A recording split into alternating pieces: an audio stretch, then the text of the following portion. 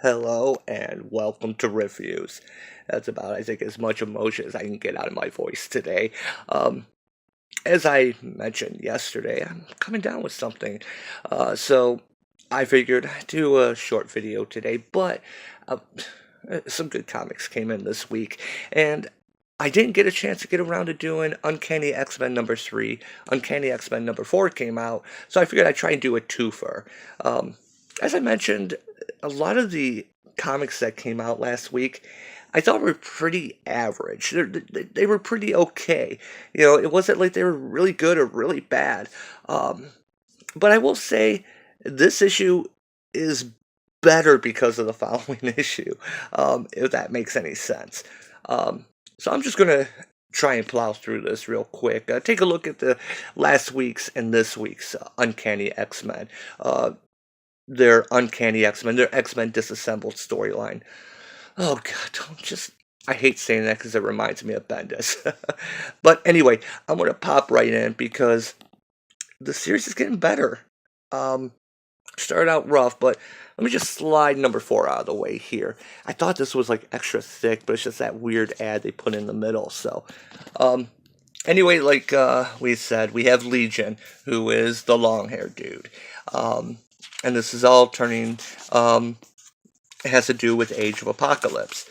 Um, we jump right into the story, picking up where we left off the last issue. We got the Jean's team of X-Men are fighting the dinosaurs, and God, that page last issue, the issue 2 with Laura was so good. Um, so there's a few good beats in here. I really like the scene as the X-Men are trying to fight off the dinosaurs who are attacking, basically the anti-mutant protesters.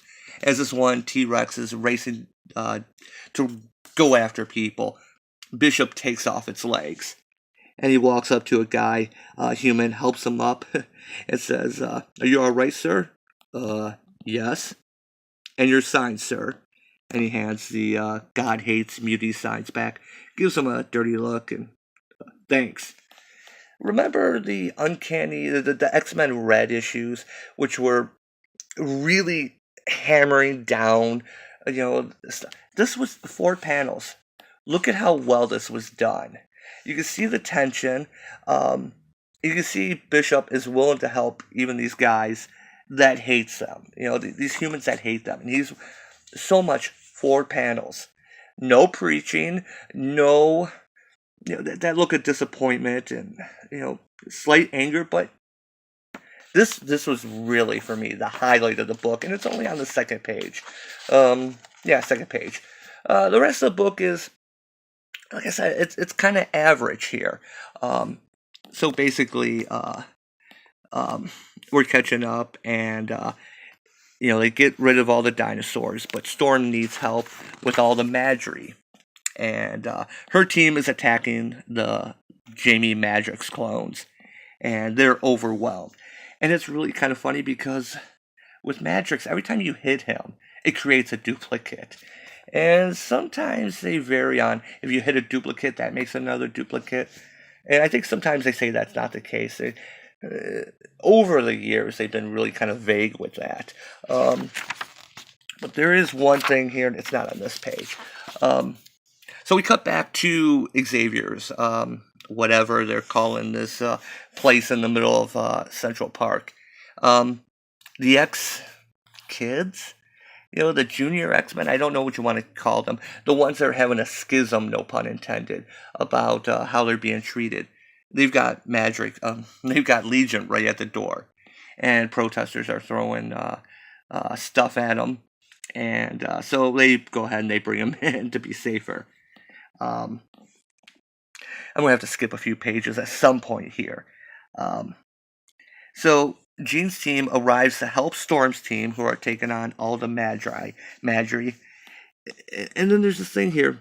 That's not why I met Bishop. Good news is none of them are Jamie Prime, which means killing them isn't killing Jamie. They're just copies, bad ones.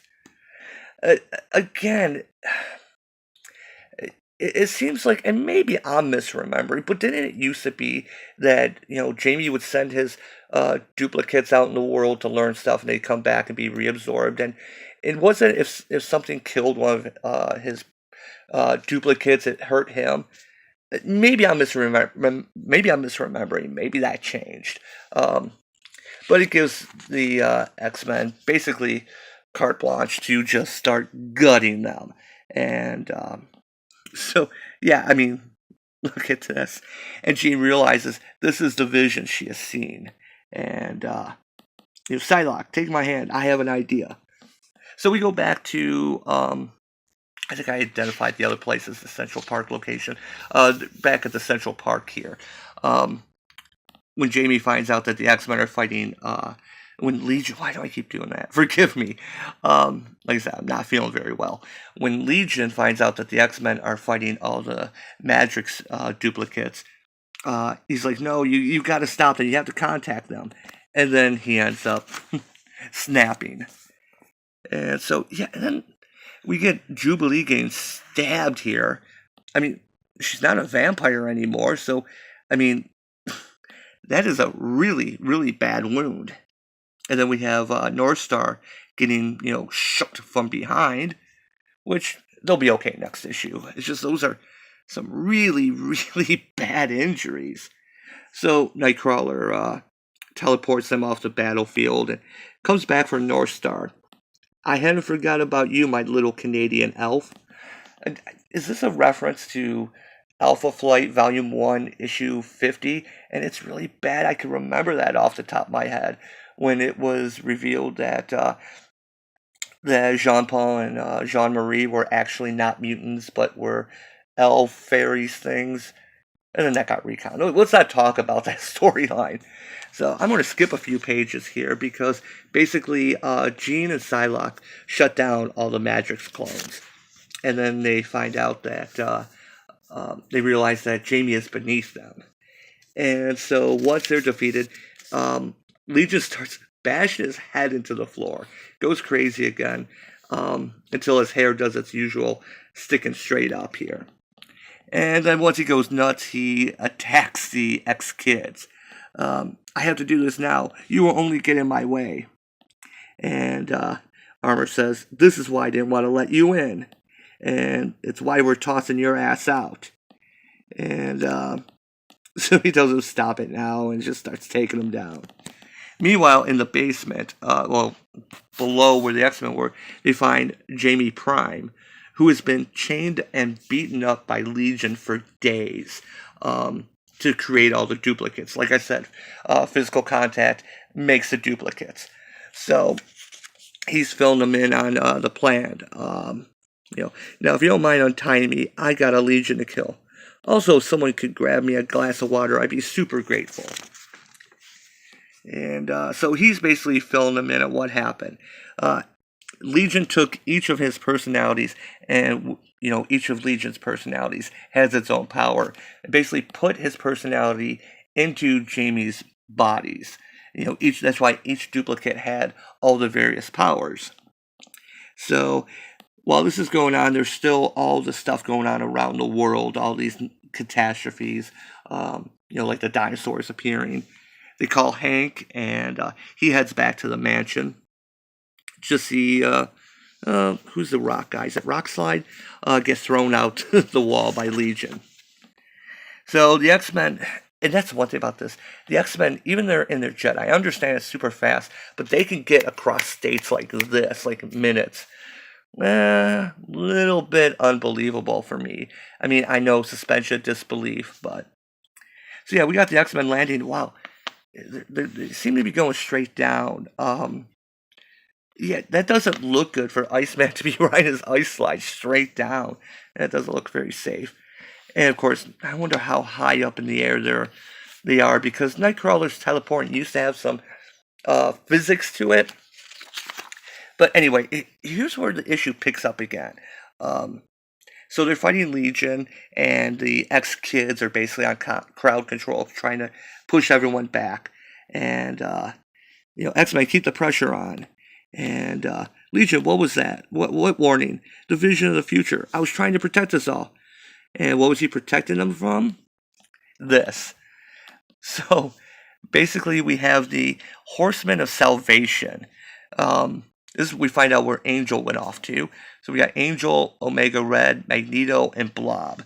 And I came here alongside the Horsemen of Life, Wellness, and Bounty to carry out our Master's will. As the Horsemen of Peace, I must put an end to those who create war. And he blows up the X-Mansion. Yeah, I hope those protesters are okay. So, yeah, this issue, had a good ending there, and had a couple good pages in it. But it's building the story along. We're seeing the threads come together, and so we come to this week's issue, where we have X-Man Jesus, is Nate Gray, who is from the Age of Apocalypse timeline, alternate universe, who ended up being carried over into the Marvel 616. Even though Age of Apocalypse was still supposedly 616, but it got changed. And don't think too hard about it. But then it became its own alternate dimension. I don't think about it. But didn't I recall? Didn't he die? Didn't he do something where he used his vast powers and spread himself out like across the human race? It touched all their minds. Maybe misremembering the way his book ended. I didn't know if he came back, and he's now sporting. I don't know if he's supposed to be a little bit older, or he's always had that white stripe. Maybe he has the white naturally. I wish I could say that. But anyway, let's go ahead, because now we find who the master of everything is. It is Nate Gray. He's the one who was able to capture Apocalypse. And again, as I mentioned in the first issue, it's all tying together. So here we have the X-Men dead, but of course, once the Horsemen of Salvation, his will be done. And they see that the X-Men are dead, so they leave, but actually Armor protected all of them, and Jean and Psylocke gave the illusion that they were dead. And of course, Psylocke is upset that Angel joined them, and Warren, he saw us here dead and didn't even blink. I fear we have truly lost him, Jean. Okay, Angel was like the first Horseman of Apocalypse. This isn't the first time he's been like mind controlled or altered. So, and he came back from that. So, relax, Psylocke. He'll be fine. So here we have the introduction of Nate Gray, X-Man.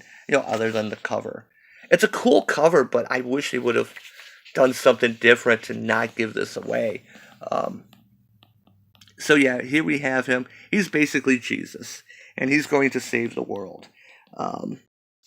So he's got that senator, he's got Kitty Pryde and Apocalypse all captured, and for the next phase, he's going to help. He's going to need Kitty's help, just not how she imagines. And what does the rest of us, boy? Will our voices be heard? He's all glowy-eyed. You're not here for your voice, monster. You're here to remind me what hell is. And then he kind of goes back. His face relaxes a little bit. Now please, be silent as I share my vision for the world with every mind on the planet. It's quite a thing to connect with people on such a level. Almost a religious experience, treated as such. And even Apocalypse has to say, child, he has Magneto on a leash like a dog, has turned off your powers with a word, and has Apocalypse bound in chains. And yet you still doubt his power. So yeah, so basically X-Men then reaches out to the entire world and, says that, I bring you a message of peace and love, blah, blah, blah. People at war with both ourselves and with nature. Earth is doomed unless drastic measures are taken. I am those drastic measures. I am the second coming you've all waited for, prayed for. I will reshape this world. My horsemen of salvation will traverse the whole of this earth, remaking it in my image. And there will be painful days ahead, but our reward's great. Today is the first day. By the seventh, all will be done. A new world order. Peace in our time. And yeah, so He's made his presence known. He's reached out to the entire planet. And, I know the book's not going to touch on this, but this is a very Judeo-Christian, a very Christian, basically, look at the Messiah complex. I would love to see how other religions would view this. Because, there's almost a hint of a Star of David behind him. But, it would be really interesting. Even just a side panel. I would love to see how, like a Hindu would relate to having their mind reach into like this. There's a lot of religious implications. And I know it's going to be just ignored, but and maybe that's just me. It seems really fascinating. So, Iceman does point out that a guy calling himself X-Man is going to bring about world peace. He's going to bring about the apocalypse to make things better. That's bad for X-Men PR, right? Ever the master of understatement, Bobby. Yeah, Bobby's always been the Joker, but a lot of times in this book, his jokes, he just seems immature, I guess you would say. He seems dumb. Bobby was better than that.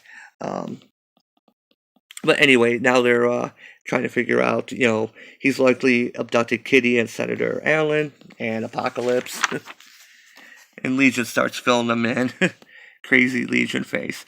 I sent you visions. I tried to save Pride and the Senator. I made my own Weapon M to save the world, and yet you refuse to see. Why don't you stupid X-Men ever listen to me?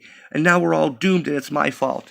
Of course, Legion explains that since he created the Age of Apocalypse, it ended up that it created Nate Gray, who came over to our world. So, battling aside, he is responsible for the creation of Nate Gray. And then the two Psys put him to sleep, which brings the X-Kids, Glob and Armor, saying, "Oh, hi, Butterscotch. Going to join us? Did you just lick the book? What did you just lick?" Anyway, they're questioning why they're silencing the guy who seems to know more. And, Legion's insane, but, Psylocke and Jean have both calmed people down before. And I know Legion is Omega level. He is crazy, but he's crazy strong as well. And, it would have been smarter for them to calm him down, not just put him to sleep. So the X-Kids aren't exactly wrong here. He has answers, and maybe he is crazy, but he knows more than the other ones do.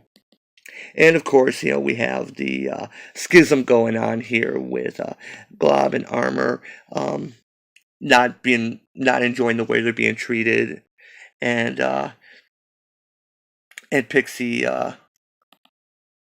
Sorry, I actually just had a work call come in. Really. And Pixie and Rockslide, is that his name? I don't know why I can never remember his name. Where's he at? Yes, it is Rockslide. Oh, good. It just didn't seem right. You're basically sticking up for the X-Man. Pixie, this makes sense at least. She's been around now. I think she's been around like 18 real-life years. Was she introduced on Morrison's run? So anyway, I'm going to skip a few pages here. Although, I gotta show that. I'm glad they're bringing back Marvel Comics Presents. I think we need a good anthology book. Although this doesn't look like it's going to be an anthology. It looks like it's going to be the classic Marvel series returns. Cap, Wolverine, and Namor, the Submariner. Take on threats and 3 untold tales from the 1940s. Why they're using this costume, which of course Wolverine didn't wear back then. I've always liked this costume best, though. And I'm always down for Art Adams art. But I really wish they'd bring this back as an anthology.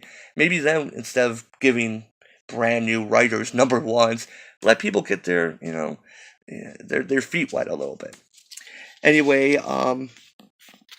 there's a subplot with Hank where he's checking out that so-called cure, finds out that he's missing some samples from his fridge. And Nate Gray starts telling his horsemen about his plans and starts assigning them duties. So we'll come back here to the X-Men gathered. Reports of catastrophic, I can't talk tonight, catastrophic incidents are coming in from around the world. And so, yeah, again, the ex-kids are left home to clean up the mansion, and they're not happy. And so Armor starts getting a little uppity with Jean, and Jean tells them, um, maybe we do treat you like children because you are children, or maybe it's because you pull things like this when given orders. Pretty funny since Jean was like 15 when she started. So we cut over to Cherna, and we find out that Magneto has taken. It's on the brink of civil war, and he's taken all the soldiers' guns and made a statue of Nate Gray, and that was the only thing keeping the citizens in line from an all-out civil war. So for some reason, the X-Men decide to stand right between them all. And so, yeah, then all the fighting breaks out after a brick is thrown into one of the soldiers. And this is the part where there's a cool scene with Weapon X. Yeah, I don't want to hurt them, but these folks aren't stopping. And so Psylocke asks Nightcrawler to get them out of there. And Storm decides to use her storm powers to separate them with lightning. Back at the Decimated X Mansion, the X-Kids are talking about freeing Legion. He's the only one that seems to know what's going on. They take a vote. Of course, it's a 2-2 tie until he's like, don't I get a vote? But are they going to set him free? Are they crazy for doing it? That's that's left until probably next issue. So back at the Gulf of Mexico, we have Blob and Omega Red, who are destroying an oil platform. For years, you were warned of the ill effects this oil has brought to this earth. Millions of gallons spilled into the sea. Gigaton upon gigaton of carbon released into the atmosphere every year. And so people are jumping off and, yeah, then just getting attacked. And so then we have the X-Men, again, just falling from the sky.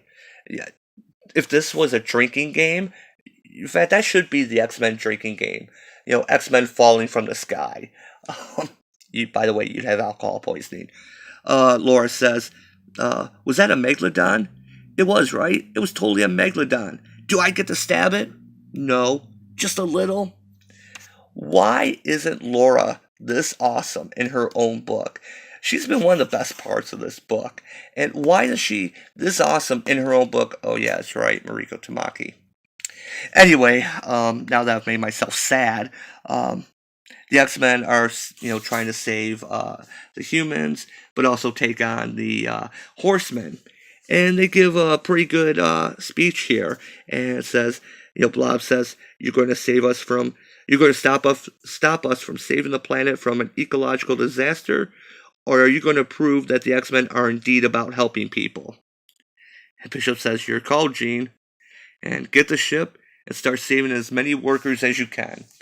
So yeah, she's still going to stick to the dream about saving people, and let the Horsemen do. It's a no-win situation. So Glob comes and finds Madrix in a bar drinking, and he actually decides to sit down and talk with him. So basically, you get the impression that they decided that, although it's not shown, but it's pretty much implied that they're going to let Legion free. That they ended up breaking the tie with a 3-2, let them free. And of course, Madrix doesn't want to help Legion after what Legion put him through. Man, he's healed up pretty quickly. Remember his eye was all swollen shut? Look at that. So, Glob shows empathy. I can't even imagine the pain you must be going through. But right now, we've got a world to save, and you're the only one who can help. Well, when you put it like that, no. Fine, but if I die, that's on you. So yeah, it's a little funny moment there, and, I did not like the first couple issues here. I saw what they were setting up. Not quite this. I do like this return of Nate Gray, and it's an interesting concept. Although I think they've done this before. goodness, I'd have to go back and reread X-Man's old series. Um, but I like how they're building this up. That X-Man is going to try and save the world by punishing humanity, basically. Um, it's like uh, cripple the patient to kill the cancer type thing. Um, and of course, the X Men are caught in the middle because he's even taken down Apocalypse. And then you have Crazy Legion who's trying to stop him. It's a almost three-sided battle. Legion, X-Men, X-Men. It's gotten better. I'm looking forward to the next issue. I'm I'm cautiously optimistic of where this is going. Um, because the first two issues were kind of bad. And these aren't still not perfect. I'm really liking Weapon X in this book, though, and I'm kind of curious what role Kitty Pryde has to play in all this, and why the Senator. I hope they've got. I hope that's going to be good. So, but anyway, this book went from it's getting there. I'm now interested in this story. I'm now hooked, and like I said, we got. You know what? My battery just died. I'm still recording. My flash just died, so that's a good time to, I think, wrap things up. So yeah, I guess it is 26 minutes. My voice is cutting out, and so yeah, I'm giving this. If you can see this, I'm giving this a. We're getting up to 2 o'clock. We're getting up there. I like where this is going, and you've got me hooked. So good job. Rough start with the first two issues, and it's been going up. So anyway, I give this a recommend, and I'm gonna go lay down. My phone's gonna go lay down. We're all gonna lay down. So, all right, thanks for watching, and have a good night.